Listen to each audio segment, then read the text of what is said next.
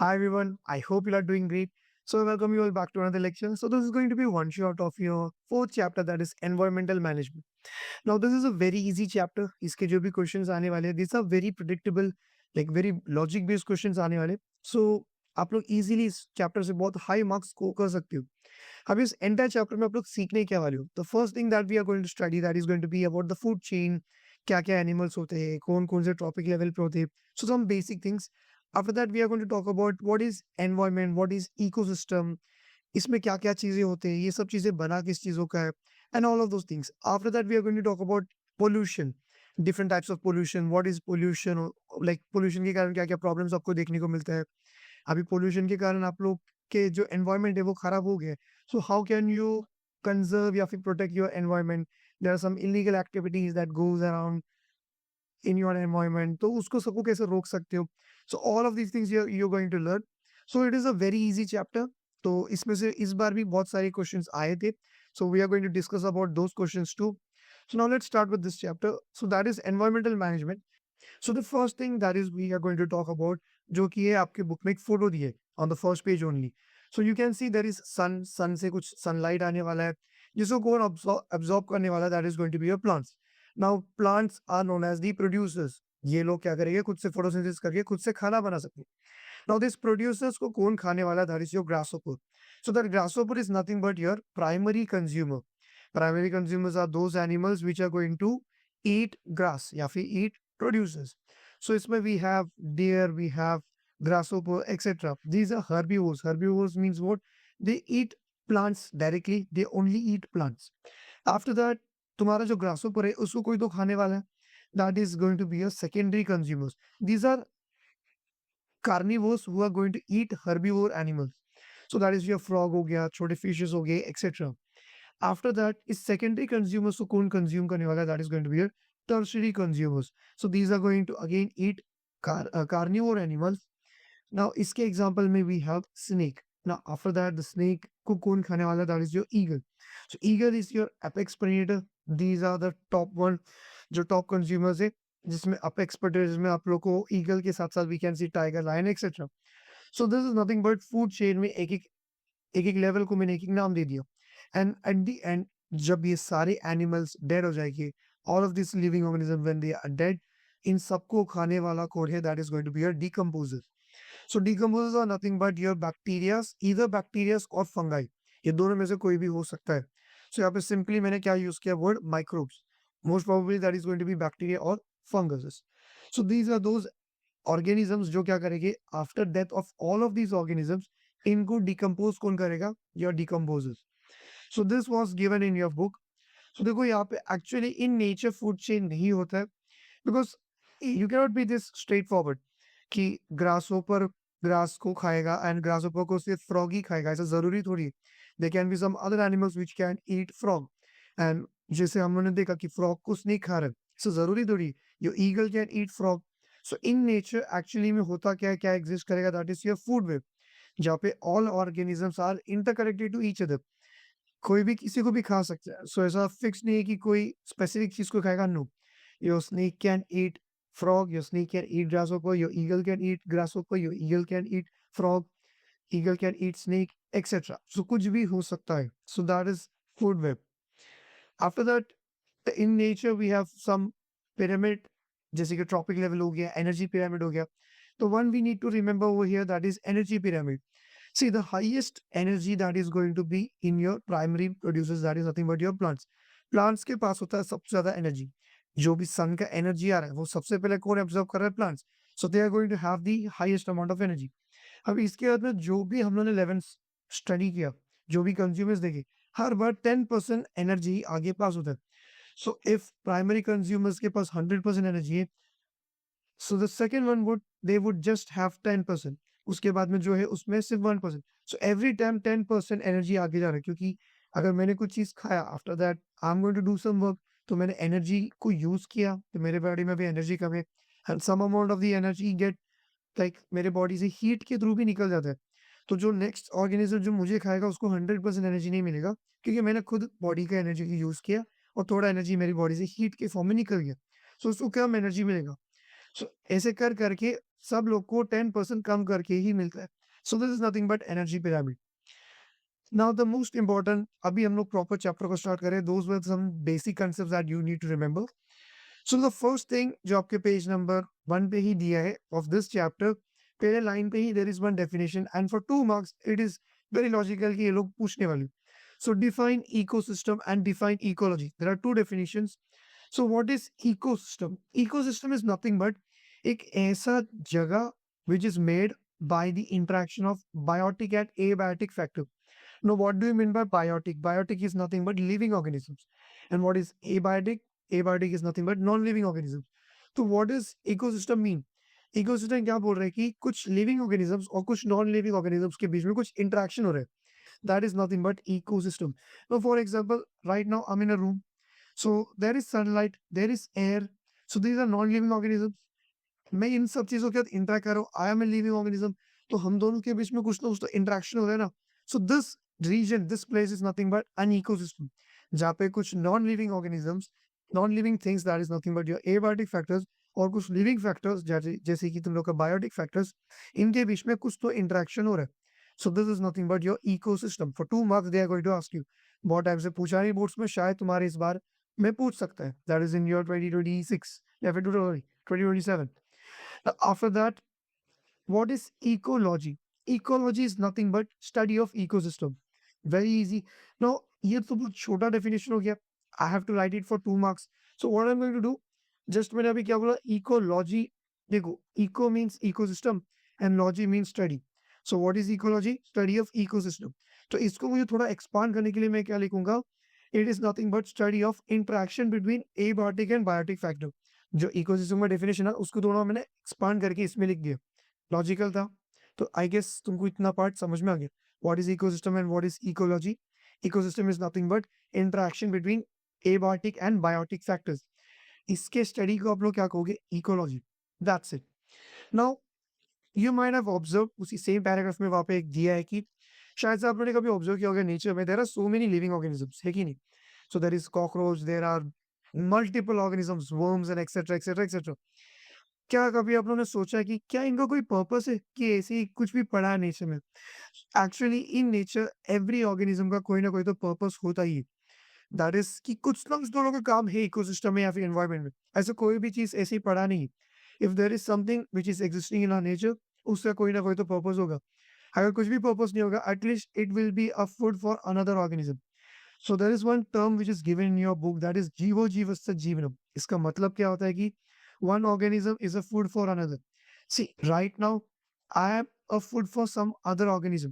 When I am going to die, जिससे मेरा death होगा, so there is going to be some organism which is going to eat me. So, in nature, every organism is a food for another. तो वहाँ पे जो दिया है, that is जीवो जीव से जीवनम, उसका मतलब ये था कि हर एक ऑर्गेनिज्म का कुछ ना कुछ तो काम है.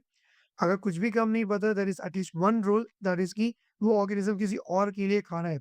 If you see cockroach, cockroach का कुछ फंक्शन आपको पता ही नहीं, एटलीस्ट इतना समझ के चलो कि cockroach is somebody else food.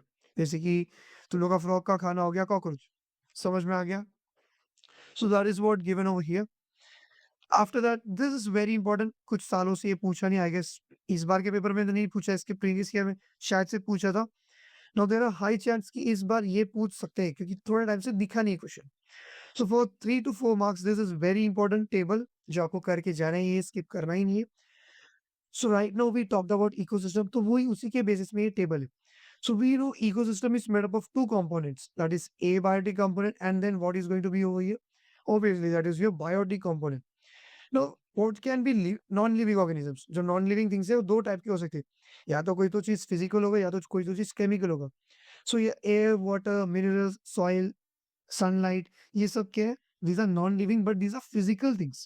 And on the other hand, what are the chemical things which are non-living? That's your carbon, nitrogen, oxygen, potassium, calcium, all of these things. So these are non-living, these are abiotic things, which but लोग क्या है? chemical चीजें.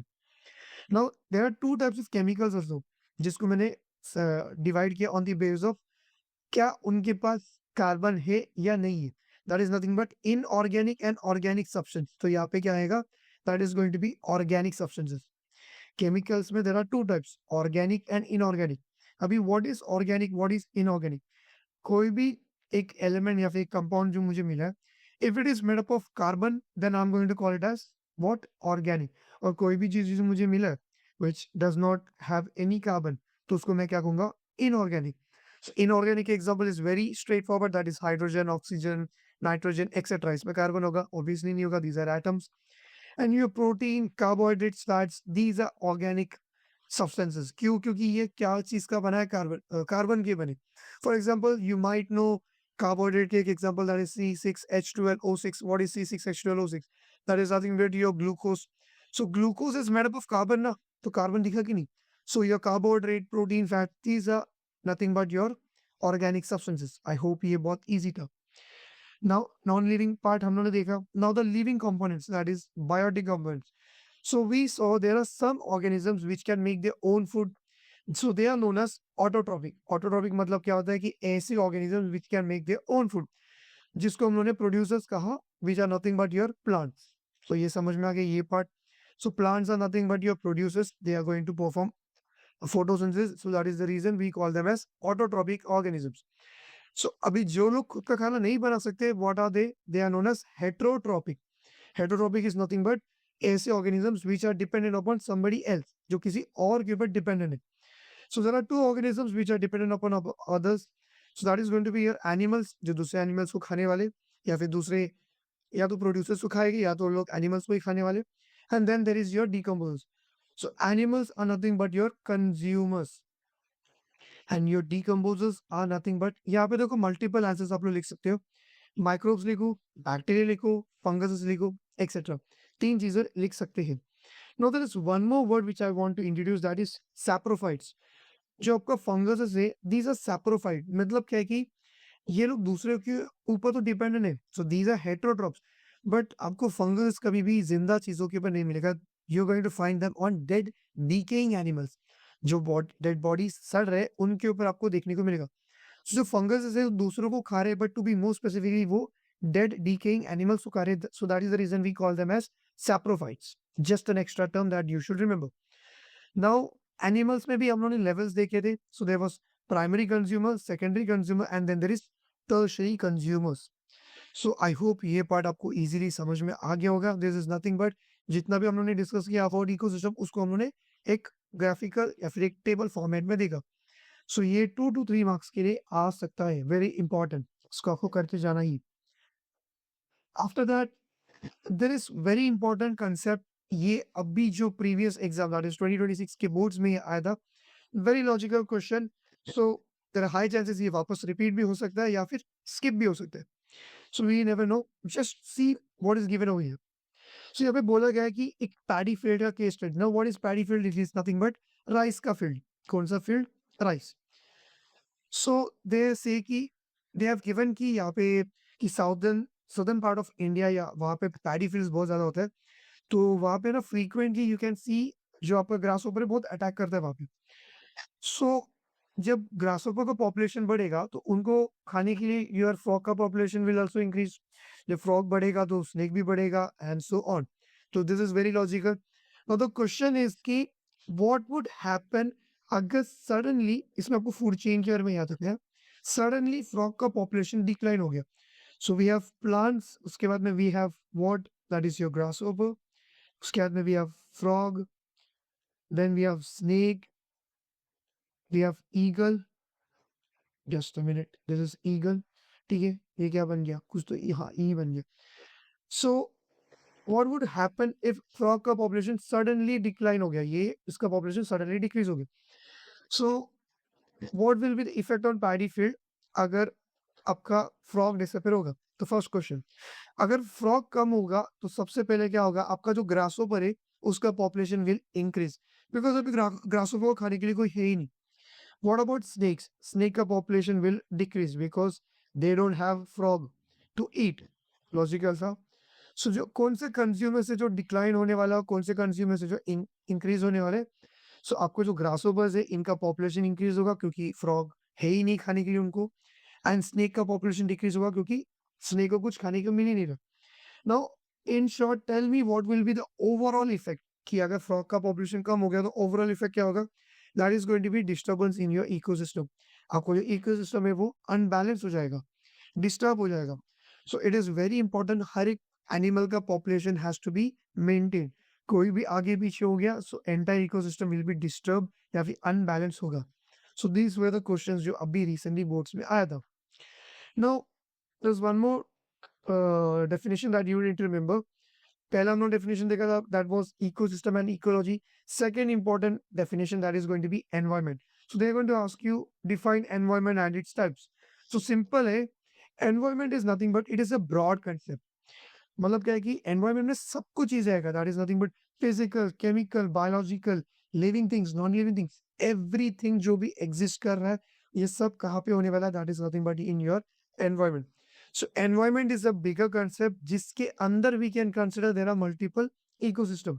So what is environment? It is a broad concept which is going to include physical, chemical, biological, living, non-living, everything. So अभी जो आपका environment है, there are two types. So there is one natural environment and then there is one artificial environment. Now what is natural environment? जो पहले से exist कर रहा है, that is air, atmosphere, water, land, etc. Very logical. तो what is artificial environment? कुछ ऐसे environment जो ह्यूमंस ने क्रिएट किया। One of my favourite example is aquarium. See in Mumbai, in Maharashtra, we have one place जहाँ पे we have penguins. Naturally penguins वहाँ पे होता है क्या? No, we have created an environment जहाँ पे वो पेंगुइन रह सकते हैं। So that is nothing but artificial environment. हम लोगों ने प्रॉपर उनके लिए एक जगह बनाया जहाँ पे वो लोग एग्जिस्ट करे, वहाँ पे लिविंग थिंग्स है, नॉन लिविंग थिंग्स है, फिजिकल चीज़ है। So artificial environment is nothing but AC environments which were made by humans. So there is urban cities, there is farm, agriculture farms हो गया, greenhouses हो गया, zoos हो गया, aquariums हो गया. So all of these are nothing but your artificial environment. So question आप लोग कैसे लिखोगे? Environment का definition लिखना, after that बोलना कि there are two types of environment, natural environment and artificial, और इनके कुछ examples. That's it. After that, now the beauty about environment is that कि in environment there are multiple cycles, not bicycle, कुछ processes हो रहे। अभी ये जो भी cycles होने वाले, ये auto regulated है, means what कि naturally ये चीजें हो जाते हैं। इसके few examples are nitrogen cycle, oxygen cycle, carbon cycle. So we are going to discuss one of these cycle, that is nitrogen cycle. ये एग्जाम में तो नहीं आएगा but you should remember. See, in nature, in atmosphere, nitrogen होता है in the form of gas. अब ये जो नाइट्रोजन है, this is very important for my plant के ग्रोथ। प्लांट ग्रोथ के लिए one of the most important substances is nothing but nitrogen. But जो नाइट्रोजन मेरे प्लांट को चाहिए, that is in a different form, that is in the form of nitrates, nitrites and amino acids, ऐसे forms में चाहिए। But environment में कौन से फॉर्म में है? That is in the form of gas. So क्या होता है कि ड्यू टू लाइटनिंग या फिर ड्यू टू सम बैक्टीरिया जिसका नाम है नाइट्रोजन फिक्सिंग बैक्टीरिया, राइजोबियम सुने आप लोगों ने 9th स्टैंडर्ड में? हाँ। तो वैसे कुछ बैक्टीरियाज हो गए, इनका काम क्या है कि ये लोग क्या करेंगे, एनवायरमेंट से इस नाइट्रोजन को कन्वर्ट करेंगे इनटू नाइट्रेट्स, नाइट्राइट्स, अमोनिया, और इसको फिर किसको देंगे? ये लोग प्लांट्स को देंगे। How is that even possible? So there is one relation which is known as symbiotic relation. Now what is symbiotic relation? Plant क्या करेगा, अपने रूट्स में इस बैक्टीरिया को बोलेगा कि एक काम कर, तू मेरे रूट नोड्यूल्स में रह ले। बदले में what you can do is that you can provide me some nutrients. So I'm going to provide you a place where you can live. I'm going to give you water and everything that you need to grow. So bacteria को एक जगह दे दिया plant ने, and बदले में the bacteria is going to provide nutrition to the plant. So this relationship is nothing but symbiotic relationship. Just an extra thing that you should know. So my plant will grow. After that, कोई plant, इस plant का death होगा या फिर कोई तो animal खाएगा, उसके बॉडी में नाइट्रोजन जाएगा, and at the end of the day that thing is going to die, वापस सॉइल में आएगा, सॉइल में वापस नाइट्रोजन आ गया। Now there are some other bacteria, that is denitrification bacteria. ये लोग क्या करेंगे, इस नाइट्रोजन को जो नाइट्रेट्स, नाइट्राइट्स के फॉर्म में, इसको वापस कन्वर्ट करेंगे into N2, that is nothing but in the form of gas. तो वापस ये गैस के फॉर्म में नाइट्रोजन आ गया, इसको भी वापस कुछ बैक्टीरिया क्या करेंगे, कन्वर्ट करेंगे, and so on. So this is nothing but a cycle. Now there is one of my favorite cycle that occurs in our nature, that is की oxygen and carbon dioxide cycle. See, I inhale oxygen, उसके बाद में मेरे body में कुछ processes हो गए। अभी सेकंड चैप्टर आप लोगों ने स्टडी किया होगा, वहाँ पे देखो हम लोगने देखा था ग्लाइकोलाइसिस, क्रेब्स साइकिल। तो देखो वो इंटरमीडिएट स्टेप हो गया, ग्रेप साइकिल हो गया, उसमें देखो CO2 बन रहा था। तो आपका बॉडी ने ऑक्सीजन यूज किया, कार्बोहाइड्रेट्स को तोड़ा, और एनर्जी मिल रहा है आपके बॉडी में एंड उसके बदले में there are some CO2 formation. तो मैंने CO2 को एक्सहेल किया, इसी CO2 को मेरा प्लांट यूज़ करेगा एंड सॉइल में से वाटर यूज़ करेगा और क्या बना के देगा प्लांट मुझे? That is going to be glucose and oxygen. Again, I'm going to inhale this oxygen. Again, I'm going to use this glucose. Glucose को खाऊंगा, ऑक्सीजन को मैं इनहेल करूंगा, वापस से my body is going to make what energy and बदले में CO2 release करूंगा. So this is also one more cycle. So nature में there are multiple cycles which are auto regulated, which are maintained by the nature itself, और ये continuously होते रहता है. So after this is very important, बहुत बार boards में पूछा गया, दैट इज कि एक क्वेश्चन आएगा आपको कि जो अर्थ है वो आपको फ्यूचर जनरेशन से लीज में मिला है, ना कि योर एंसेस्ट्रल प्रॉपर्टी. इसका मतलब क्या है कि see the earth on which we are living right now, this is this belongs to future generation. तो एक्चुअली हम लोगों ने उनसे ये धरती लीज में लिया, ना कि हम लोग के पूर्वज के. So whatever we are going to do this going to decide कि फ्यूचर जनरेशन क्या, उनको क्या मिलने वाला है. So we have to do the good things only, obviously, so that the future generation can live, उनको एक अच्छा लाइफ मिलेगा.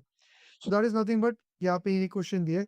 And one more thing that is कि महात्मा गांधी जी ने ये कहा है कि अर्थ के पास इतना चीजें हैं कि वो हम लोग सब लोग का जो नॉर्मल बेसिक नीड है वो फुलफिल कर सकता है, बट हम लोग का जो ग्रीड है, इस ग्रीड को नेचर फुलफिल नहीं कर सकता. जो भी बेसिक चीजें अपने को चाहिए, nature can easily fulfil our basic things. That is something that you need to remember. After that, what are the factors which are affecting nature. अभी तक उन्होंने नेचर केयर में बात किया, एनवायरनमेंट किस चीज़ों का बना है, हमने ये सब देखा, क्या-क्या टाइप्स ऑफ एनवायरनमेंट है वो भी देखा. अभी क्या-क्या चीज़ें जो इस एनवायरनमेंट को खराब कर रहे हैं. So there are two factors which can affect your nature, that is या फिर environment. So that is natural factors and then there is man-made factors. So what are the natural factors which are going to affect your nature? So there is earthquake, volcanic eruption, flood, wild now forest fire, etc. These are the things which are going to affect your nature, natural factors. After that, we have some man-made factors. जो इंसानों के कारण आपके nature खराब हो रहा है या फिर डिस्टर्ब हो रहे हैं. So that is deforestation, means what कि आप लोग फॉरेस्ट को कट कर रहे हैं. आफ्टर दैट, अर्बनाइजेशन, इंडस्ट्रीज बनना, all of these things.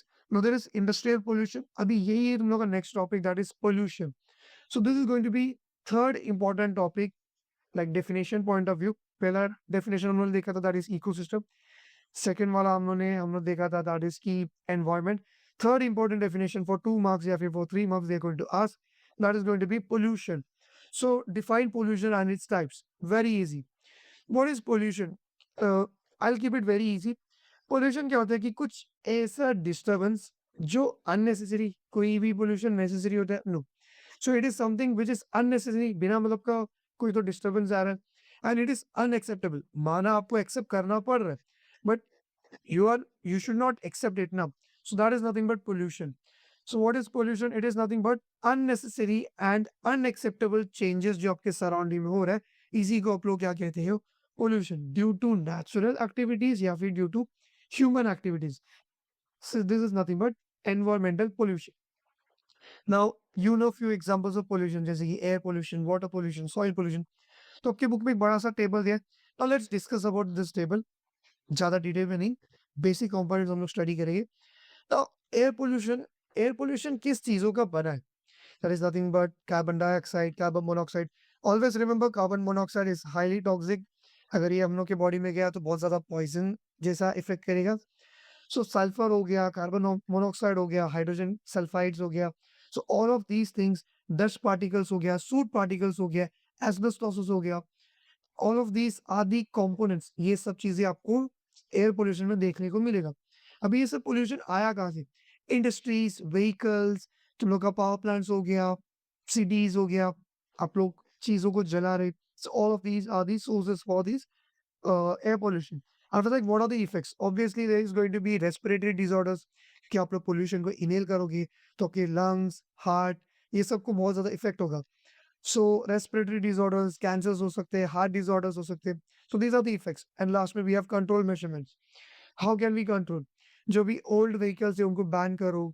After that, जो भी इलीगल एक्टिविटीज हो रही नेचर में, माइनिंग हो गया, कोई भी चीज़ों को जला रहे, या फिर कोई इंडस्ट्रीज है जो इलीगली काम कर रहा है, जो एयर पोल्यूशन इंक्रीज कर रहा है, सो उन सबको बैन कर दो या फिर उनके ऊपर कुछ रेगुलेशंस रखो. So these are the methods to control air pollution. After that, your water pollution and soil pollution are nearly same. अभी वाटर पोल्यूशन के कंपोनेंट्स क्या क्या हो सकते हैं, पानी को क्या क्या चीजें खराब कर सकते हैं. So there is chemicals, there are fertilisers, chemical fertilisers, there is oil, so there are detergent, soap, mercury, uranium, etcetera etcetera etcetera. No, there is one word that is DDT. This is very important, जो और एक chapter में आने वाला है. DDT is nothing but it is a chemical, एक pesticide बोल सकते हैं या फिर इंसेक्टिसाइड, जो हम लोग लैंड्स में स्प्रे करते हैं to kill insects. So DDT is nothing but dichlorodiphenyltrichloroethane. मैं जब आपको इंट्रोडक्शन टू माइक्रोबायोलॉजी सिखाऊंगा वहां पे इसका स्पेलिंग दे दूंगा. Right now I don't have a graphic tablet, मैं माउस से लिखना पड़ेगा, which is bit difficult. So DDT is nothing but a chemical which is spread to kill insects. तो ये सारे चीजें आपके water as well as soil को पोल्यूट कर सकते हैं. अब ये सब आया कहाँ से, सोर्सेस अगेन जो इंडस्ट्रीज हो गया, आपके एग्रीकल्चर वेस्ट हो गया, सीवेज वेस्ट हो गया जो आपके घर से निकल रही है, ये भी तो पानी को खराब कर रही है. So again there is one chapter जो कि मैं अभी जब डिस्कस किया, that is introduction to microbiology. वहां पे हम लोग सीखेंगे कि हम लोग के जो घरों का जो वेस्ट है, सीवेज वेस्ट, इसको हम लोग प्रॉपर ट्रीट करते हैं. So there are proper treatment plants जहाँ पे इन वेस्ट को हम लोग प्रॉपर ट्रीट करना मीन्स वॉट की इसमें जो कचरा है उसको हम लोग साइड में करेंगे, एंड जो प्रॉपर वाटर है, फ्रेश वाटर, अच्छे पानी को आप लोग वाटर बॉडीज में रिलीज कर सकते हैं. अगर कुछ कुछ इंडस्ट्रीज है जो ये सब नहीं करेंगे क्योंकि पैसा लगता है ना ये सब चीज करने के लिए, तो लोग क्या कहते हैं जो भी वेस्ट उसको डायरेक्टली रिवर या फिर वाटर बॉडीज में रिलीज कर दे. सो इंडस्ट्रीज हो गया, सीवेज पावर प्लांट्स हो गया, या फिर all of these are the sources which can lead to water pollution as well as your soil pollution. Now, what are the effects? अगर आपका पानी खराब होगा, so the first thing that is going to be, जो आपका drinkable water है, जो आप लोग कंज्यूम करते हो, वो पानी खराब हो गया. Second thing, there is going to be water borne disease, very important. Water borne disease मतलब क्या, कुछ ऐसे डिजीजेस जो पानी से फैलते हैं. So there is typhoid, cholera, so there is your malaria, dengue, etcetera etcetera. क्योंकि जो मॉस्किटोस है वो वहाँ पे आके अंडा देगा गंदे पानी में. So all of these are the effects that you can see. So you can see बहुत सारे डिजीजेस हो सकते हैं. After that, control measurements, again logical. Only उस इंडस्ट्रीज को अलाउ करो जो लोग प्रॉपर इस वेस्ट को ट्रीट करेगी. And second thing, minimal use of pesticides या फिर इंसेक्टिसाइड्स, उन चीजों को ऊपर कंट्रोल करो. So these are nothing but your control measurements. And almost similar is your soil pollution. क्या क्या चीजें जो सॉइल को खराब करेगा, अगेन योर इंडस्ट्रियल वेस्ट हो गया. क्या क्या कंपोनेंट्स हो सकते हैं, डीडीटी लिखो, कुछ रेडियो एक्टिव वेस्ट लिख लो, all of those things. After that, sources again industries and all of those things.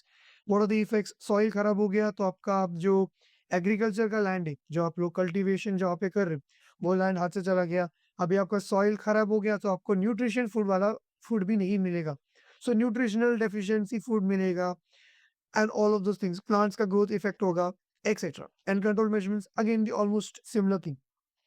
Now the most important, देखो ये अलग सा नहीं है. So there are three pollution जो उन्होंने बोला, soil, water and air. There is fourth pollution, that is your radioactive pollution, जो अलग से सेपरेटली दिया. देखो येलो बॉक्स में, ऑलवेज रिमेंबर, अगर कोई भी चीज बॉक्स में दिया है, कलरफुल दिया है, तो उसे ऐसा दिखने के लिए नहीं दिया, अच्छा दिखने के लिए नहीं. It is very important that कि आपको वहां पे नजर जाना चाहिए. सो what is radio active pollution? Radio active pollution is nothing but, कोई तो एक रेडियो एक्टिव एलिमेंट है, उसको यूज करने के बाद में उसको कुछ वेस्ट बनता है, तो उस वेस्ट से भी रेडिएशन निकलेगा. So that is going to cause some pollution. So that is nothing but your radioactive pollution. So there are two types of radioactive pollution that can occur in nature. एक है जो natural और एक है artificial. So there is UV, that is ultraviolet, IR, that is infrared. UV radiation जो sun से आ रहा है, so that is, these are the natural radiation. And जो artificial radiation जो हम लोगों ने create किया, that is your X-rays. Now X-rays are very important. ये है बुरा, बट अगर इसका डोज सब कम किया, आप लोग इसको यूज कर सकते हैं in medical field. Like we use x-rays to do some scans, जैसे कि कोई किसी का बोन फ्रैक्चर हो गया तो आप लोग एक्सरे करते हो, सीटी स्कैन भी एक्सरे पे चलता है. सो एक्सरेज आर यूजफुल, बट बहुत ही कंट्रोल्ड एनवायरनमेंट में उसको यूज करना पड़ता है. जहाँ पे जो एक्सरेज बोल रहे, दीज आर हाईली, लाइक बोलते ना, हाई अमाउंट ऑफ रेडिएशन वाला बात कर रहे हैं, जिसका doses is very high. No, यहाँ पे कुछ चीज बोला है, दैट इज की चर्नोबिल हो गया, ऐसे कुछ जगह है, थ्री माइल्स आइलैंड हो गया. तो यहाँ पे क्या हुआ था कि due to some small errors, small mishaps, what happened कि वहाँ पे कुछ न्यूक्लियर पावर प्लांट्स था, वो ब्लास्ट हो गया. सो उसके कारण क्या होगा, there is going to be radioactive pollution. Chernobyl is very famous example, जो कि अंडर सोवियत यूनियन था पहले, now it is under Ukraine. So वहाँ पे क्या हो गया कि एक स्मॉल मिस्टेक के कारण क्या हो गया, वहाँ पे एक बहुत बड़ा ब्लास्ट हो गया न्यूक्लियर पावर प्लांट पे।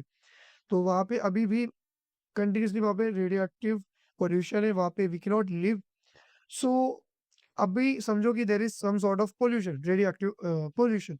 तो उसके क्या क्या इफेक्ट्स हो सकते हैं ऑन अ ह्यूमन बॉडी या फिर on a living organism.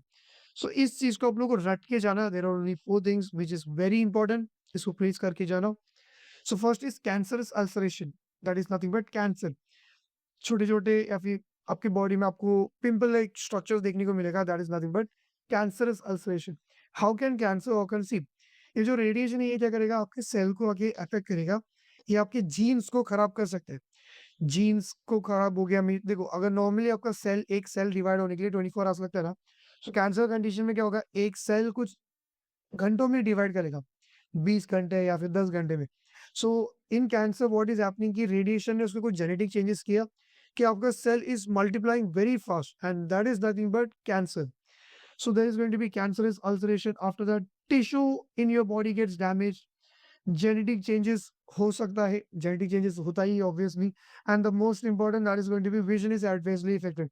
C eyes, your brain, your reproductive organs, these are very sensitive. तो कि आप अगर आपके बॉडी में रेडिएशन जा रहा है तो आपका विजन हो गया, ब्रेन हो गया, ये सब में आपको बहुत ज्यादा प्रॉब्लम्स देखने को मिलेगा। सो this is one more highly important topic. After that, need for conservation. Now we have just talked about that is pollution. कि there are many types of pollution जो कि नेचर को खराब कर रहा है. Even we are facing a lot of problem. तो आप लोग को नेचर को कंजर्व करना पड़ेगा. So how can we do that? So our first thing would be general public का awareness. People are not aware of the things that are going, that is happening in our surrounding. लोगों को पता ही नहीं कि illegal activities हो रहा है, illegal mining हो रहा है, चीजें हो रहा है। तो first thing that we are going to see that is कि आप लोग को जो पब्लिक है, जो नॉर्मल पीपल है, we will have to educate them, उनको अवेयरनेस बता, लाइक अवेयरनेस स्प्रेड करना पड़ेगा कि देखो नेचर में पोल्यूशन हो रहा है, आप लोग जो भी प्लास्टिक सब फेंक रहे हो ये डिग्रेड नहीं होगा, इससे नेचर खराब हो रहा है। सो आपको ये सब बोलना पड़ेगा। After that second thing that is कि एक या दो इंसान से आप लोग कुछ ज्यादा नहीं कर सकते हो, you need a participation of large scale people. जब ज़्यादा लोग रहेंगे तो आप लोग ज़्यादा इफेक्टिवली एंड ज़्यादा तेज़ी से आप लोग एनवायरनमेंट को कंजर्व कर सकते हो। And the most important is that कि you should have a positive attitude and you should have affection towards environment. समझो कि you are one of those guys who love to trek, तो आप लोग देखो ट्रैकिंग गए रहोगे कभी, and you see there are very good places जहाँ पे सब जगह पे कचरा फैला हुआ रहता है। So you feel very irritated कि यार इतना अच्छा जगह को लोगों ने खराब किया। So if you have a positive attitude, if you have to affection towards environment, you won't do that. तो ऐसे करके आप लोग लोगों को समझाओ कि देखो डस्टबिन है यहाँ पे, डस्टबिन में ही जो भी वेस्ट है आप लोग थ्रो करो, नेचर में कहीं पे भी फेंकना मत। It's not good thing, right? अभी there are many developed nations, इन्होंने बहुत सारे ऑर्गेनाइजेशंस बनाए हैं जिनका मेन काम ही यही होता है, दैट इज की एनवायरनमेंट को प्रोटेक्ट करना। चूंकि हम लोग को आके कौन से इंपॉर्टेंट है वो हम लोग बात करेंगे। No I have a small homework for you guys, जो आप लोग नवनीत या फिर डाइजेस्ट जो भी आप लोग यूज कर रहे हो फॉर योर रेफरेंस, उसमें से इसका आंसर निकाल लेना। What is need for environmental conservation, क्या क्या इंपॉर्टेंस है? द मेन इंपॉर्टेंस देखो, यहाँ पे दो आंसर दिए है कि आपको नेचर को बैलेंस मेंटेन करना है, जो भी प्रॉब्लम्स उसको सॉल्व करना है। इसमें और क्या क्या चीजें आ सकते हैं, जैसे कि you can make laws to protect rare species of plants and animals etcetera. So this is going to be your homework की need for environmental conservation. Now environmental conservation are social responsibility. Just अभी हम लोगों ने बात किया कि हम लोग का पार्टिसिपेशन होना चाहिए, तो यहाँ पे थोड़ा बड़ा चढ़ा के बोला है about ourselves only, that is कि इंसान is on the top of food chain, we are the smartest creature, we are the most intellect like people. हम लोग दूसरे एनिमल से बहुत सुपीरियर है, वी आर सुपीरियर। इसी का यूज करो, हम लोग के पास अक्ल है तो इसको यूज करो wisely to like improve the nature, not to destroy the nature। तो हम लोग को क्या करना चाहिए कि we should live a satisfactory life, कि अपना जो बेसिक चीज है वो उस पर ज्यादा फोकस करो। हम लोग का जो ग्रीड है उसको ज्यादा फॉलो नहीं करना चाहिए, और नेचर को ज्यादा कम से कम यूज करो, ज्यादा से ज्यादा उसको प्रोटेक्ट करने को ट्राई करो। लाइक वी हैव सेड कि जो अर्थ है on which we are living, ये हम लोग को लीज में मिला for future generation. This actually belongs to the next generation. समझ में आ गया? So be a good citizen. After that, like we have said कि देयर आर सम लॉस जो कंट्रीज ने बनाया है to protect environment, to protect forest. This is very easy. एक मैं ये यूजुअली आपको किसमें देखने को मिलेगा, मैच द फॉलोइंग में। So there is two laws that you need to remember. एक है फॉरेस्ट को कंजर्वेशन करने वाला एक्ट, और एक है एनवायरमेंट को प्रोटेक्ट करने वाला एक्ट। नो, इनके ईयर को याद रखना, वही वो लोग पूछने वाला है in your match the following. इसको याद कैसे रखोगे? दोनों 1980s का ईयर है।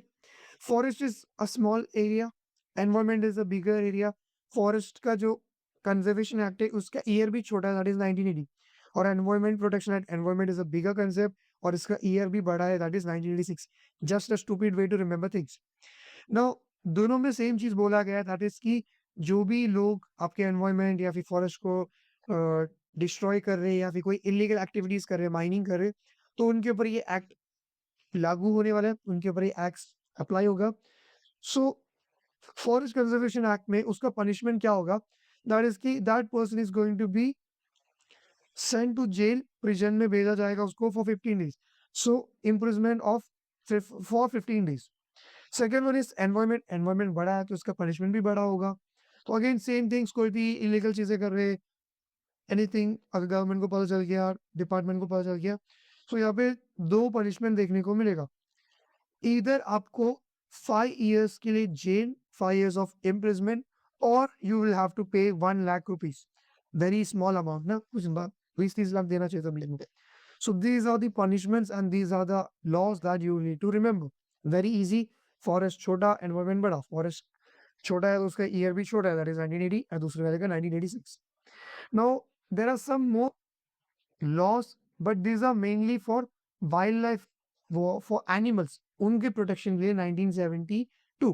इससे ईयर यूजुअली नहीं पूछते, बट ये तीन लॉ आपको पता होना चाहिए। So there is 49A, 49B, 49C। I keep it very easy. 49A क्या बोलता है कि दैट इज की ट्रेडिंग ऑफ रेयर एनिमल्स, जो भी एनिमल्स हैं विच आर वेरी रेयर, इनका trading is completely bad. You can not trade animals which are fair. Second one is, see you might see in some products which are made using animals या फिर उनके organ। So there is skin, like leather हो गया, belt हो गया, crocodile का belt सब बनाते लोग। तो ऐसे कोई भी artifacts, कोई भी चीज बनाने को भी बैन किया है। एनिमल्स के स्किन या फिर ऑर्गन्स को यूज करके you can not make anything. And third one, कोई भी अगर आर्टिफैक्ट्स कुछ भी बनाया है तो उसके बारे में गवर्नमेंट को बताओ। That is very important. So ये था तुम लोग का 3 wildlife protection acts. Now we are going to talk about a man जिन्होंने अकेले एक बड़ा सा फॉरेस्ट बनाया। 1360 एकर्स ऑफ लैंड को उन्होंने फॉरेस्ट में कन्वर्ट किया। So this is a big story of a small man जिनका नाम है जादव मुलाई पेग। अभी the words that I am going to underline, ये वर्ड्स आपको हाईली याद रखना ही है, इसको आपको भूलना नहीं है। So there is going to be Brahmaputra river, उसके बाद में ये मुलाई जंगल and Padma Shri. So these are the 4 words that you need to remember. तो हुआ क्या था कि when he is a person from Assam, जब ये छोटे बच्चे थे, इन्होंने देखा था, 16 ईयर के थे, ही सॉ कि there were so many snakes dead due to flood, जो आपके ब्रह्मपुत्र रिवर के वहाँ पे देखने को मिला था। नाउ द रीजन इज कि फ्लड हुआ था तो देयर वर नो प्लांट्स। तो जो स्नेक्स था उनको कोई जगह नहीं मिला छुपने के लिए, या कोई शेड नहीं मिला छुपने के लिए। So there were no plants, there was nothing, so that is the reason कि वो स्नेक्स डेड हो गया। तो उनको देख के बहुत बुरा लगा। तो व्हाट ही डिड, इन्होंने क्या किया, इन्होंने 20 बाम्बूस को प्लांट किया। कितना? 20 बाम्बूस, ये भी एक वर्ड याद रखना। आफ्टर दैट कुछ साल के बाद में जो एक गवर्नमेंट का एक प्रोजेक्ट आया था जहाँ पे उनका एक ही था कि 200 हेक्टर ऑफ लैंड को उनको फॉरेस्ट में कन्वर्ट करना है। So there were many people and he was one of them. तो उन्होंने उसमें पार्टिसिपेट किया, और इनका काम क्या था कि 200 हेक्टर ऑफ लैंड को फॉरेस्ट में कन्वर्ट करना। Now they did it very well. उन्होंने 200 हेक्टर ऑफ लैंड को फॉरेस्ट में कन्वर्ट किया। प्रोजेक्ट कंप्लीट, सब लोग घर चले गए, but this man he didn't stop there, he went a bit further. इन्होंने क्या किया, इसको और एक्सपांड किया। अकेले खुद से 1360 एकड़ ऑफ लैंड को उन्होंने कन्वर्ट किया into a forest, and today that forest is known as Molai जंगल। एमसीक्यू का क्वेश्चन है कि जो जादव मोलाई पेंग जी है, उन्होंने जो जंगल क्रिएट किया उसका नाम क्या है? So that's going to be option Jadav जंगल या फिर मुलाई जंगल या फिर पेइंग जंगल, सो आप लोग क्या लिखोगे? मुलाई जंगल। For this he have been awarded with Padma Shri. Now the next topic is going to be biodiversity. Biodiversity और एक टॉपिक है, that is your classification of threat species. इस चैप्टर का लास्ट पेज में you can see that one. These are the most important topics. इसको मैं priority number 1 रखूंगा from this chapter. मतलब क्या कि ये दोनों टॉपिक्स तो आपको स्किप करना ही नहीं, कुछ भी हो तो you can not skip these topics, very high and topic. So what is biodiversity? Now let's break this word. Bio means what? Living organisms. Diversity means what? Bhinnata, variety. We say like India is a very diverse nation. What do you mean by that? We have all kind of people, we have all kind of religion, we have all kind of terrain, we have everything in our land. So that is why we say कि India is very diverse. अभी biodiversity का मतलब क्या कि living organisms में बहुत सारी variety. Biodiversity, living organisms में देयर इज बहुत सारी डाइवर्सिटी। सी इसका लॉजिक क्या है कि there are many living organisms, there are humans, there are dogs, there are cats, there are microbes, there are many things. So इसको ही हम लोग क्लासिफाई करेंगे। So the biodiversity nothing but living organisms में जो वैरायटी है, इसको मैं 3 पार्ट्स में क्लासिफाई करूंगा। 3 लेवल्स होते हैं। एक है जेनेटिक लेवल जो सबसे लोएस्ट लेवल है, उससे थोड़ा बड़ा we have species diversity, and last में we have ecosystem diversity. Very logical है इस जेनेटिक डाइवर्सिटी। इसमें जब आपको लिखना है, just think about yourself, human is a species. तो इसमें क्या बोला है कि एक सेम स्पीशीज में ही कितना देखो genetic diversity. It is nothing but कि in humans only there are many diversity. Indians है, ऑल एशियंस हो गया, अमेरिकन हो गया, रशियंस हो गया, चाइनीज हो गया, सारे के सारे ह्यूमंस है। बट क्या सबके सब सेम है? नो। आई आई एग्री कि we all belong to the same species, but due to there is genetic changes, we all are different from each other. So that is nothing but your genetic diversity. Same species में ही आपको बहुत सारे differences देखने को मिल रहा है just because of genetic changes. Second one is species diversity. That is nothing but there are multiple species of organisms. There is animals, there are plants, there is microbes, etc. Third one is ecosystem diversity. There are multiple ecosystems भी, जैसे कि देखो interaction between plants and animals, ये भी अलग अलग types के भी हो सकते हैं। जैसे कि for example there is land ecosystem, there is nothing but terrestrial ecosystem ही हो गया, there is aquatic ecosystem and etcetera. So this is very important, जो आपको पता होना ही चाहिए। If you look at this page, यहाँ पे भी मल्टीपल बॉक्सेस दिए हैं, एवरी सिंगल बॉक्स में से क्वेश्चन आया है। सो ये भी आपको स्किप नहीं करना। Like I told you this is a very easy chapter, लेकिन हर पेज में इसका एक एक क्वेश्चन बोर्ड्स में आ चुका है। So first concept that we are going to see, that is की sacred group. Very easy topic. What is sacred group? It is nothing but एक फॉरेस्ट है which is conserve, which is protected by the local people in the name of God. भगवान के नाम पे एक forest को आप लोग प्रोटेक्ट कर रहे हो, कंजर्व कर रहे हो। कौन करने वाला है? This is going to be protected by the local people, जो लोग वहां पे रहते हैं। और इस पार्ट ऑफ फॉरेस्ट को गवर्नमेंट का कोई भी लॉ कुछ भी नहीं कर सकते। You can not do any activities over there, this belong to those people. Now in our Maharashtra, in our India only, we have 13,000 sacred groups. Just a value that you need to remember. After that, we have some symbols over here. Very easy. यहाँ पे first symbol क्या बोल रहा है कि use dustbin. Second one, use green energy. What is green energy? Entire chapter है हम लोग का, तो वहां पे मैं एक्सप्लेन कर दूंगा। इट इज नथिंग बट ऐसा एनर्जी जो एनवायरमेंट को कम से कम डैमेज करेगा, और एक ऐसा एनर्जी जिसको आप लोग बार बार यूज करोगे और वो कभी खत्म नहीं होगा। You can answer it, that is की सोलर एनर्जी, विंड एनर्जी, कभी खत्म नहीं होगा एंड नेचर कोई डैमेज भी नहीं कर। तो इसकी जो आंसर्स है, you can do it from your guide even. And the last we can see save water. After that, how can you conserve biodiversity? What is biodiversity? That is बहुत सारे लिविंग ऑर्गेनिजम्स है, तो उनको आप लोग protect कैसे करोगे? Plant, animals, microbes, इन सबको कैसे आप लोग प्रोटेक्ट करोगे? So you are going to make some laws and regulations. इस तरीके से आप लोग प्रोटेक्ट कर सकते हो। जो भी रेयर स्पीशीज ऑफ एनिमल्स है, इनको प्रोटेक्ट करो।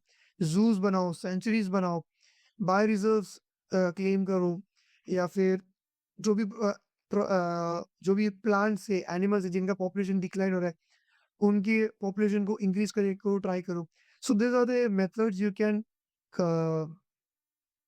you can conserve your so these are the methods to conserve your biodiversity. Now, like we have अभी कुछ टॉपिक्स थे जो हमने पहले बात किया था, दैट वाज़ कि जो भी डेवलपिंग नेशंस है या फिर अंडर डेवलप्ड नेशंस है, ऐसे बहुत सारे नेशंस ने मिलके ना बहुत सारे ऑर्गनाइजेशंस बनाए to protect environment. So there are two so there are two uh, so there are two organiz so there are two organizations जो आपको अच्छे से पता होना ही चाहिए। The first one is IUCN। Know what is IUCN? ये वापस से आने वाला है, इसके ऊपर एक रेड लिस्ट बोल की एक चीज है जो हम लोग लास्ट में देखने वाले।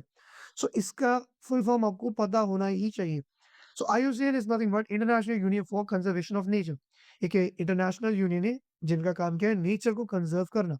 That's it. फिलहाल के इनका नाम याद रखो। In future we are going to talk about there एक थिंग है that is nothing but red list, हम बात करेंगे इस पे। Second one is world wild life fund, WWF। ध्यान से सुनो, WWF और कुछ भी नहीं। So World wild life Fund का काम क्या रहेगा? समझो कि there is a nation which is very poor, they don't have the money to protect their animals. कोई ऐसा रेयर स्पीशीज ऑफ एनिमल उनके पास, they can approach this people, this group. So ये लोग पैसे देंगे कि वो एनिमल को प्रोटेक्ट करके रखो, बिकॉज वी नो हर एक एनिमल इज वेरी इंपॉर्टेंट। अगर किसी का भी population decline हो गया, it is going to disturb your environment. Now after that, one more easy topic, very logical. What is my role in environment? So मेरा role conservation में क्या है, कंट्रोल में क्या है, प्रोडक्शन में क्या है, अवेयरनेस में क्या है, एक बार क्विकली देख लेते हैं। सो कंजर्वेशन, जो भी रिसोर्सेज मेरे पास है उसको कंजर्व करना, उसको मैं प्रोटेक्ट करके रखूंगा। After that we have control. क्या क्या चीजें मैं कंट्रोल कर सकता हूँ? I can control the mindset of people, जिनका गंदा माइंडसेट है, I can change them. I can make them think like a good person, कि एनवायरनमेंट को केयर करो। See, it is why I am saying this कि सब लोग को केयर करना पड़ेगा। If I am doing some illegal activities, if I M damaging the nature, मुझे पैसा मिल रहा है, मुझे सब कुछ मिल रहा है, but at the end of the day it is going to affect me also ना। तुम्हें भी तो अफेक्ट करा ना। आप लोग, वी कैन नॉट से कि अरे जिसको जो करना करे दो। No, we can not be like that. When someone is doing some sort of illegal activities, mining कर रहे हैं, डिफॉरेस्टेशन कर रहे हैं, इट इज डायरेक्टली और इनडायरेक्टली अफेक्टिंग मी। सो मुझे इस चीज़ों का ध्यान देना पड़ेगा। सो जो भी हार्मफुल चीज़ें हो रही है उसको प्रिवेंट करना, एक्टिविटीज़ को। So that is the things which can we can that so these are the things which can control after production. So what are things we can produce for the environment? We can come up with some new innovations. कुछ machines लेके आ सकते हैं, कुछ ऐसे biotech को use करके चीज़ों को बना सकते हैं जिससे आप लोग एनवायरनमेंट को प्रोटेक्ट कर सकते हो। जो भी प्लांट्स है, एनिमल्स है, उनका जो डिक्लाइन हो रहा है पॉपुलेशन, उसको इंक्रीज कर सकते हो। You can do many things. अभी बहुत सारे एग्जांपल्स में आपको एनवायरमेंटल मैनेजमेंट, बहुत सारे एग्जांपल्स में आपको टुवर्ड्स बहुत सारे एग्जांपल्स में आपको introduction to microbiology and biotechnology chapters में मैंने एक्सप्लेन किया है। सो वो वाले चैप्टर्स को एक बार रेफर कर लेना। बहुत सारी innovations like we have hydroponics and many things. After that awareness, क्या क्या awareness? We can educate people. हम लोग गाइडेंस दे सकते हैं, इमिटेट कर सकते हैं बड़ों को जो अच्छी चीज़ों को कर रहे हैं, उनको आप लोग देख के आप भी लोग भी फॉलो कर सकते हो। So there are many leaders जो लोग एक आध दिन के लिए निकलते, फेक बनते हैं कि वी आर प्रोटेक्टिंग नेचर। तो वैसे आप लोग एक आध दिन के लिए तो नहीं, बट जेन्युइनली नेचर को प्रोटेक्ट करने निकलना, participation etcetera. Prevention, again almost the same thing like control. I can prevent the harmful activities, etc., etc., etc. And what is the preservation? जो भी चीजें बाकी बच्चा कुछ है उसको प्रिजर्व करो, उसको प्रोटेक्ट करके रखो। So this is again a one more important topic for 2 to 3 marks, ये भी आ सकता है। Now one more important topic, like I told you, इसमें हर एक चीज is very important। अब तक जो भी सीखा है सब कुछ important था, हर एक चीज में क्वेश्चन आया बोर्ड्स में। What are hotspots of biodiversity? We know many living organisms. अभी लिविंग ऑर्गेनिजम्स में भी there are some organisms which are very rare. तो इन रेयर एनिमल्स, रेयर प्लांट्स को मुझे प्रोटेक्ट करना है। तो जो रेयर के मैं बात कर रहा हूँ, ये यहाँ पे जो भी एग्जांपल्स हमने दिए, दैट इज की 34 biodiversity hotspot. What are hotspots? ये कुछ ऐसे लोकेशन है ऑन आवर प्लैनेट अर्थ जहाँ पे you can find some rare species of plants and animals. और वो जो भी है एनिमल्स एंड प्लांट्स, वो वहीं पे ही मिलेगा और कहीं पे भी नहीं मिलेगा। So what are hotspots? These are those regions where you're going to find some rare species of plants or animals or living organisms which can be found over there only. You cannot find them anywhere else. So इनको protect करना is your priority, बहुत ज़्यादा priority हो गया। So in total there are 34 places, 34 locations जिसको हम लोगों ने बायोडाइवर्सिटी हॉटस्पॉट्स क्लेम किया है. Now, originally, it was 15.7% of land was considered as hotspots, but हम लोगों ने इसका 86% destroy किया. Now we are just left with 2.3% of land. So this is something which is very bad. हम लोग को ऐसा नहीं करना चाहिए. इसको वापस से हम लोग को 15%, 16% ऐसे कर करके ऊपर लेके जाना चाहिए. सो यहाँ पे कुछ वैल्यूज दिए है कि in India only, in Western Ghat only 1500 endemic plants का species are found. Means what कि कुछ ऐसे प्लांट्स जो सिर्फ वेस्टर्न घाट में ही आपको मिलेगा और कहीं पे भी नहीं मिलेगा. So that's it. Now one for important topic, some places जहाँ पे आपको कुछ एनिमल्स एंडेंजर्ड होते हुए देखने को मिलेगा. Now what do you mean by endangered? Endangered is nothing but ऐसे कुछ organisms जिनका life is at danger. Means what कि in future they might extinct. मतलब क्या है कि उनका entire population completely wipe out हो जाएगा. So कुछ places के यहाँ पे नाम दिया है जहाँ पे कुछ animals है जिनका life is at risk due to some activities. तो यहाँ पे सबसे पहला बोला है वेस्टर्न घाट. वेस्टर्न घाट आपका स्टार्ट कहाँ से होता है? This is going to include your few states, that is your Gujarat, Maharashtra, Goa, Karnataka, Kerala and Tamil Nadu. अभी यहाँ पे सब पे there are two animals, that is nothing but your Asiatic lion and wild bison. ये दोनों ऑर्गेनिजम्स, ये दोनों एनिमल्स का population is at high risk. क्यों? क्योंकि ये जो वेस्टर्न घाट है यहाँ पे हम लोग एक एक्टिविटी कर रहे हैं, that is mining. We are mining for natural gas. For the search of natural gas, Asiatic lion and wild bison, इनका लाइफ इज अंडर थ्रेट. कहाँ पे? You can see that is your Western Ghats. So this is nothing but your Asiatic lion and this is nothing but your wild bison. I guess हम लोगों ने सब लोगों ने इसको अच्छे से देखा है. Second one is Manas national park, जो कहाँ पे है? आसाम में है. अभी यहाँ पे ड्यू टू डैम्स का बनना as well as indiscriminate use of water. Now what do you mean by indiscriminate use of water? बिना सोचे समझे आप लोग पानी को यूज कर रहे हो, वेस्ट कर रहे हो. अभी ये दो रीजंस के कारण आपका जो टाइगर एंड राइनो है इनका लाइफ कैसा है? These are under threat, they are at very risk में. So Manas national park Assam में due to indiscriminate use of water and dams का बिल्डिंग के कारण क्या हो रहा है? टाइगर एंड राइनो के life are under threat. And last में we have that is Sundarban national park, जो कहाँ पे? West Bengal. West Bengal is famous for its tiger, Bengal tiger. So tiger यहाँ पे क्या हो रहा है? दैट इज की ट्रेंचेस. ट्रेंचेस में आप लोग को दैट बड़े बड़े तार बिछा देते हम लोग लैंड में. हाँ, तो दैट इज ट्रेंचेस. यहाँ पे भी डैम्स बन रहे हैं, यहाँ पे deforestation. So all of these reasons के कारण क्या हो रहा है कि एनवायरनमेंट इज वेरी डिस्टर्ब और यहाँ के जो टाइगर्स है उनके life is at high risk. तो अभी तक हमने क्या क्या देखा? वेस्टर्न घाट में Asiatic lion and wild bison. Why? Due to the mining activity in search for natural gas. After that, Manas National Park, Assam में tiger and rhino, and your Sundarban, that is your tigers. समझ में आ गया? इसके examples and the reasons you should remember. This is your priority number one जो मैं पहले बोल रहा था. This one and तुम लोग का जो biodiversity है, these are two concepts that you cannot skip. कुछ भी कर दो, you have to do this. So classification of threatened species, nothing but कि हम लोगों ने क्या किया? जो भी species है जिनका life is at risk, उनको मैंने क्लासीफाई किया ऑन द बेसिस कि कौन सबसे ज्यादा रिस्क में, कौन थोड़ा कम रिस्क में, कौन है जो लीस्ट रिस्क में. तो उस बेसिस में मैंने क्या किया? इनको क्लासीफाई किया. अभी इसका जो सीक्वेंस जो बुक में दिया that is slightly off. I would say जो सबसे लीस्ट रिस्क में that is your rare species. Second one is vulnerable species. जो सबसे ज्यादा रिस्क में that is your endangered species. सबसे हाईएस्ट रिस्क में कौन होने वाले? Endangered species. सबसे लीस्ट में कौन है? Rare species. इन दोनों के बीच में कौन आएगा? Vulnerable species. Now let's see what are these.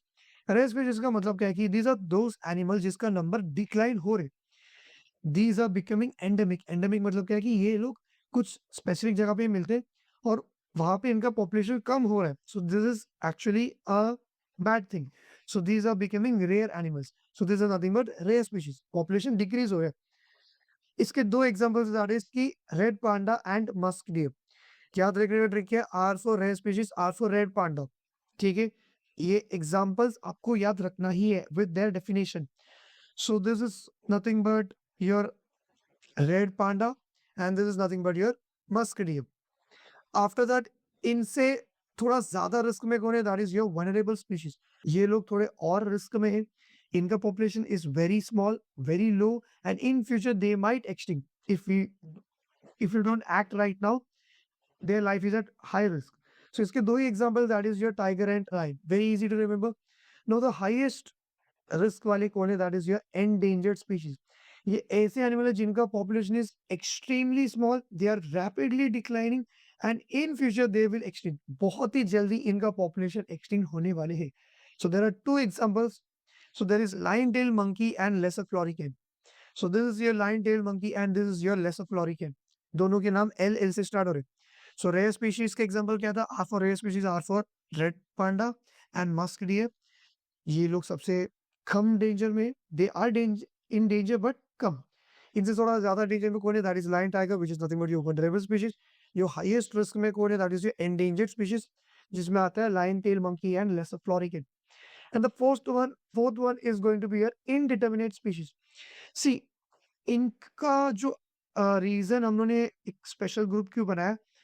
C, we know exactly how many tigers and lions we have right now. अगर आप लोगों ने कोई भी नेशनल जियोग्राफी या फिर डिस्कवरी चैनल देखा होगा, हम लोगों ने एक्चुअली हर एक टाइगर, लायन, इसको नाम भी दिए. Now the reason we can name them because कि दे शो, वो लोग नेचर में हमको दिखता है. No, what if there is an animal जो कभी दिखता ही नहीं? Can you tell about its population? क्या आप लोग बोल सकते हैं इसका पॉपुलेशन बड़ा है, छोटा है? ये लोग का शाइनेस के बिहेवियर, जैसा कैरेक्टर के कारण, आई कैन नॉट टेल कि इसका पॉपुलेशन एक्चुअली में कम है या फिर पॉपुलेशन है लेकिन ये लोग बाहर नहीं आ रहे. So we can not exactly say कि इनका पॉपुलेशन का क्या हालत है. सो इनको भी हम लोग क्या बोले कि ये भी थोड़े रिस्क में है, बोल के हम लोगों ने एक अलग सा ग्रुप बनाया जिसको हम लोगों ने क्या नाम दिया? Indeterminate species. जिसका एक ही एग्जाम्पल है, that is your giant squirrel Shekru. That is this guy. This is your Shekru. After that, देखो इसी पेज में देयर इज वन एमसीक्यू का क्वेश्चन, अभी कुछ ही दिन में आने वाला है. आई गेस आज का डेट हो गया रहेगा 22. सो ऑन 22 में, that is known as the world biodiversity day. तो अगर आपका स्कूल में कोई एग्जाम कुछ अभी रिसेंटली आने वाला होगा, ये क्वेश्चन आप लोग वहां पे एमसीक्यू या फिर आंसर इन वन सेंटेंस में आपको ये मिलने का हाई चांसेस है. That is 22 May is considered as the world biodiversity day. Now your last topic that is going to be, जो मैंने पहले बोला था, एक इंटरनेशनल ऑर्गेनाइजेशन है, that is IUCN, international uniform conservation of nature. इन्होंने एक लिस्ट बनाया, दैट इज रेड लिस्ट. देखो स्कूल्स में होता है ब्लैक लिस्ट, तो वैसे यहाँ पे कौन सा है? Red list. अभी जो रेड लिस्ट है, इसमें क्या होने वाले? कुछ एंडेंजर्ड स्पीशीज के नेम्स होने वाले, एनिमल्स के नेम होने वाले.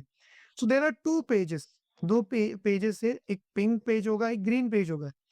पिंक पेज का मतलब क्या होता है कि ये जो ऐसे एनिमल्स है जिनका नाम एंडेंजर्ड स्पीशीज में आते हैं. Pink pages will contain which animals? Endangered species के एनिमल्स. नाउ प्रीवियस नॉलेज को यहाँ पे अप्लाई करो. यहाँ पे एग्जांपल दिया नहीं, बट हम लोग प्रीवियस नॉलेज को यहाँ पे क्या करें? अप्लाई करें. We know there are two animals which belongs to endangered species, that is nothing but lion tail monkey and lesser florican. तो IUCN के जो पिंक पेज है उसमें मैं ये दोनों का नाम रख सकता हूँ. समझ में लॉजिक क्या था? And the second page is that is going to be your green page. तो ग्रीन मीन्स समथिंग सेफ. तो इसमें क्या बोला गया है कि ऐसे एनिमल्स के नाम इसमें आने वाले which were previously endangered but right now their population is safe.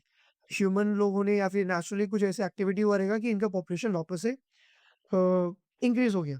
So I hope this chapter was easy for you guys, and इसमें ज़्यादा कुछ रटने के लिए नहीं था. There was few examples that you need to remember, but I hope this was overall an easy chapter. इसमें क्या क्या लॉजिक क्वेश्चंस आएगी, दैट पैडी फील्ड वैसे क्वेश्चंस आने वाले. How can you protect your environment, what are the type of pollutions, radioactive pollution के examples. So these are the most important questions that you need to remember. And one more thing, that is biodiversity and your classification of endangered species. So ये questions अच्छे से करके जाना. So I will see you soon in another lecture. Chalo then, tata, bye bye, and I love you all.